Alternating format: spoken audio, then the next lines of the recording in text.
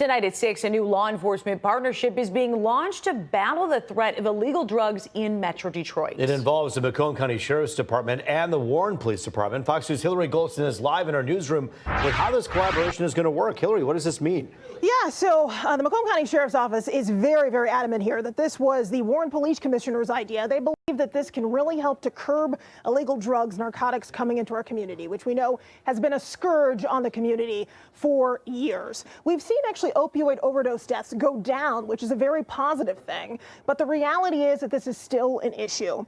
Now, they do think that the partnership will not just combine personnel, but help with sharing intelligence and tech to dismantle illegal drug networks and reduce adjacent violent crime. So all the crime that comes with drug dealing. The idea is the collaboration will help hold offenders accountable and protect families, especially to disrupt major drug operations. The effort will include coordinated enforcement and surveillance. Progress, but you still have the issue of now carfentanil coming in and methamphetamine production going up. Is there something you're particularly worried about in this fight? The drug trade and the drug game here changes. The landscape of drug changes ever so frequently, whether the forms that it's coming in, whether the color that it looks. It's somehow making it into our children's hands, and we still have to continue to fight the fight. Looked at some data, provisional data from the Michigan Department of Health and Human Services, and they've seen some very good news that there's been a 34% decline in overdose deaths between 2023 and 2024. That accounts for 1,000 lives. Every single life saved, of course, is important. Back to you guys. Yeah, no, this is a new partnership. What is being credited for that 34% drop that you're talking about? Yeah, so Michigan Department of Health and Human Services has been studying this. We know that it's not just police, it's not just law enforcement working with federal authorities like the FBI to investigate and stop these major drug rings. It's also cultural, having options available in the community for people so they don't necessarily turn to drugs. Also, seeing all of these resources that are put in place so that people can get help if they need it, not treating people who are dealing with substance abuse disorder, which is how we refer to it now, as criminals, but as people who need help, who need support, who need love. We've seen so many of these operations happening in our communities. And Narcan, we can't forget about Narcan and Opvi. These kind of strategic placements in the community absolutely are saving lives. I've talked to countless law enforcement who have been there when someone is in the midst of a drug overdose, and it's been the Narcan, or in some cases now, especially in Oakland County, Opvi, that has made all the difference. So I think all agencies collaborating together is probably giving us the results that we're seeing, and we're moving in the right direction, Roop, so that's always positive. Moving in the right direction by taking that stigma away, as you mentioned as well. All important work being done here. Hillary Goldston for us live tonight. Thank you. We're getting our first look today at a wild police chase involving a domestic violence suspect reportedly armed with a gun. Lane 105. Back through hit one. We're going to be going eastbound wrong way. Livingston County Sheriff's deputies picked up the chase on I-96 after the suspect drove away from officers in Bath Township. Dashcam video shows the driver speeding down the interstate, eventually crossing into oncoming traffic. The chase continued eastbound toward Fowlerville. The suspect drove across grass after getting off the freeway, and here's how it all ended.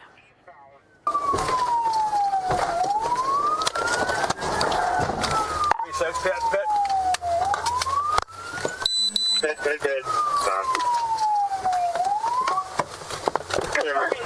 Confirming pet. Hands up! Hands up! Hands up! Hands up! Hands up! Turn around! Hands up! Hands up! The Livingston County Sheriff's Office says the suspect was arrested without any injuries to law enforcement or the public. The man was turned over to Bath Township Police at the scene. One arraignment today for a woman and her son now facing second-degree murder charges connected to the death of London Thomas. Prosecutors charged Carla Pendergrass and her 23-year-old son Jalen with second-degree murder and tampering with evidence. They're accused in connection to the death of the 17-year-old girl last April. In court today, both pled not guilty. London Thomas had been dating Jalen just before she went missing and was eventually found murdered. Just happy that got him. and justice are going to finally be served. I just want to thank God, and they get what they got coming. What evidence do they have? Sounds like the same recycled case from April when they couldn't prove anything then, and I don't believe they're going to be able to prove anything now. Carla Pendergrass had been charged with lying to a peace officer previously, but that charge was later dropped. An Inkster judge set Carla's bond at $5 million. Jalen was denied bond. Well, big crowds turned out back in June for No Kings rallies held in Michigan and across the country. And more peaceful protests are being planned for tomorrow, with Americans everywhere expected to take the streets. Fox 2's Lauren Edwards is live with a preview. What can we expect tomorrow, Lauren? Jessica and Rupe, I can tell you that I went to the one in June. 5,000 people attended that one, and I've been talking to organizers, and they tell us this one expect a whole lot more. In some cases, expect double. Let's get into the details of what folks need to know before they head out. Now, Fox 2 spoke with one of the organizers who says that No Kings protests are to take a stand against authoritarianism. 2,700 will be going on across the country on Saturday. Over 100 are planned for here in the state, including Wayne County, Oakland County, and Macomb. Specifically for the city of Detroit, theirs begins at 3 o'clock and goes until 5 o'clock over at Roosevelt Park. And organizer Katrina Mineta recommends coming prepared. We want people to come ready to de-escalate any situations. These are completely non-violent protests. You can bring a water, you can bring your tennis shoes, and depending on where you are in the state, whether it's a rally or march, just come prepared to have fun and enjoy yourself.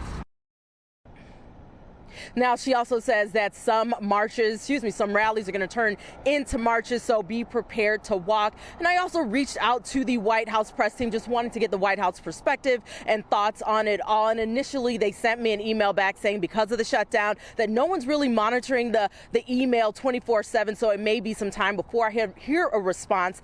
And then I got another response saying, quote, "My statement is, who cares?" Reporting live here in Detroit, Lauren Edwards, Fox 2 News. Very short and sweet there. Lauren, last time we saw these protests, it seemed a little bit decentralized. There wasn't a lot of instructions. It seems like this time it's a little more organized. It does, Jessica, it does, and when I was speaking with organizers, just knowing a few of them, they were just saying they wanted to be a bit more organized this time, having people be registered as well. I know over in Macomb, they said there's like 700 registered, so that's what they're asking people to do, but they know that many more are going to show up with signs. All right, Lauren, thank you.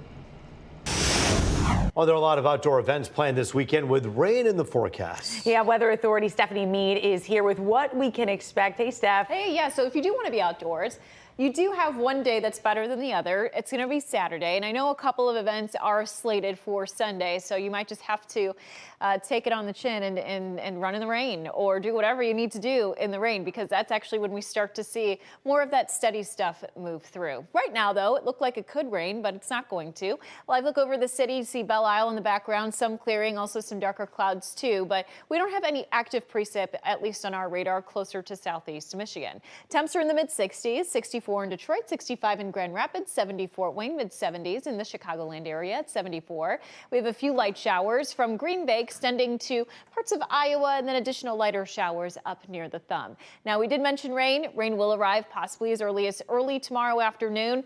It'll be kind of in waves, and then second round really is going to give us some of those blockbuster totals, potentially looking at an inch of rain for some locations. Now, temps through the rest of today will fall through the 60s, and I think a lot of us bottom out near 50. We'll have a better timing out on when we see the rain, and if we continue to see more rain next week in the forecast coming up. Jess, over to you. All right, Steph, new today, a 51-year-old Grosse Pointe Farms man is charged with sexually assaulting a Detroit teenager. The Wayne County Prosecutor's Office has charged Dwayne Eugene Howell with multiple charges, including first-degree criminal sexual conduct. Investigators say Howell, who is a friend of the victim's family, picked up the 15-year-old from her school in Detroit. Police say he then drove her to his home where he allegedly assaulted her. Howell was given a $200,000 cash surety bond. He's expected back in court later this month. All new today, a man is now facing charges accused of impersonating a custodian to steal items from Hamtramck High School. Police say the 34-year-old man got into the school at least 3 times on the same day. He then made off, allegedly, with substantial amount of school property. Detectives identified the suspect and, using a search warrant, recovered the stolen items and an illegally modified firearm from the man's home. He's been arraigned on 3 felony charges. From black mold to delayed medical care, serious allegations continue to be leveled against the Huron Valley Correctional Facility in Washtenaw County. Fox 2 recently interviewed an inmate who claimed to have mold growing inside of her ear. And as Fox 2's Scott Wolchek tells us, today more former prisoners are sharing their stories. You've heard about this place before here on Fox 2. It is the Women's Huron Valley Correctional Facility in Saline. And a lot of inmates and former inmates are alleging some pretty serious health hazards inside behind all that barbed wire. You heard from Crystal Clark, right? She's a current inmate, been in there since 2011.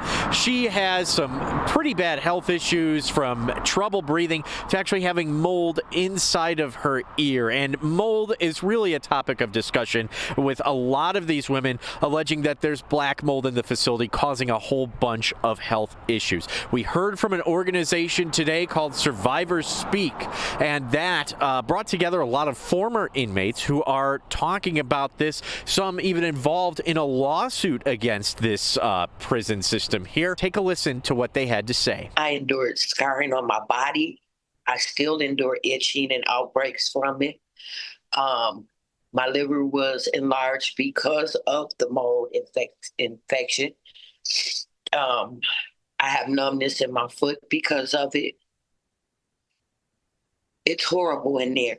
I got sick in there. They said it was dry eye for probably about a year. I was dizzy. Then I got into the wheelchair. Then I noticed I couldn't breathe, smell. And my eye turned yellow. Now they found something on my lungs, and now I got to continuously struggle with this mentally and my health. You know, just, I was never like this before I went to prison. We will get justice for them, for us, for all of us.